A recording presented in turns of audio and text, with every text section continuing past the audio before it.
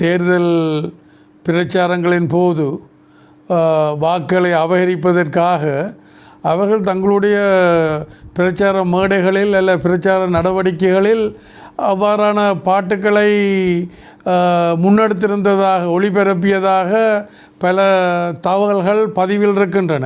தவறான அரசியல் வழிநடத்தல்கள் காரணமாக அல்ல சுயலாப அரசியல் வழிநடத்தல்கள் காரணமாக எங்களுடைய இளம் சமுதாயத்தினரில் ஒரு பகுதியினர் அதற்கு எடுபட்டு ஒரு உணர்வுபூர்வமாக சிலவற்றை தவறாக புரிந்து கொண்டு சொல்ல முற்படுறது அல்லது எழுத முற்படுறது பாட முற்படுற அந்த விடயங்களை ஒரு பயங்கரவாத தடை சட்டத்தின் கீழ் உள்ளாக்க முடியாது. நான் நினைக்கின்றேன், நான் ஆட்சியில் இருக்கின்ற பொழுது பிரபாகரனுடைய படத்தின் மேல் ஏற்பட்ட ஈர்ப்பு காரணமாக அவ்வாறான ஒரு நிகழ்ச்சி ஒன்றில் ஒரு இளைஞன் அந்த பிரபாகரனுடைய படத்தை போட்டு நடனமாடி இருக்கின்றார்.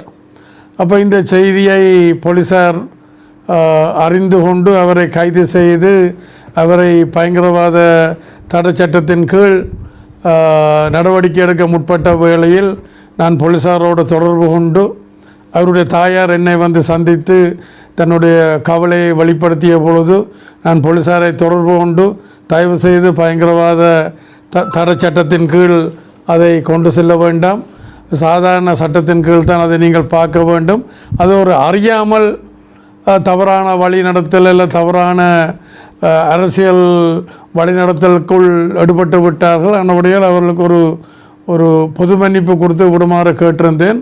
அந்த வகையில் உடனடியாக அவர்கள் என்னுடைய கருத்தை ஏற்று விட்டு விட்டார்கள்.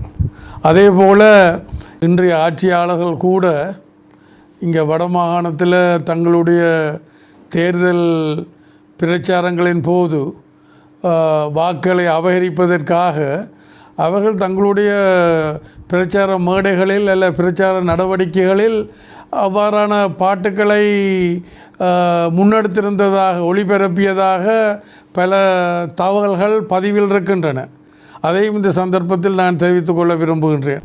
அதே போல் 4 நாடாளுமன்ற உறுப்பினர்கள் இங்கே இருக்கின்றார்கள், இந்த ஆட்சியைச் சேர்ந்தவர்கள். அவர்கள் போலீஸாரோடு கதைத்து அவர்களால் விடுவிக்கக்கூடிய ஆற்றல் அவர்களுக்கு இருக்கோ அல்லது அவர்களுக்கு அதுக்குரிய உணர்வு இருக்கோ தெரியாது. இருந்தாலும் இந்த மக்கள் அவர்களுக்கு வாக்களித்திருக்கின்றார்கள். அவர்கள் தங்களுடைய தலைமையோடு தொடர்பு கொண்டு இதை பயங்கரவாத தடை சட்டத்தின் கீழ் உள்ளாக்காமல் உடனடியாக அவர் விடுதலை செய்யப்பட வேண்டும் என்பதுதான் எங்களுடைய எதிர்பார்ப்பு, கோரிக்கையாகும்.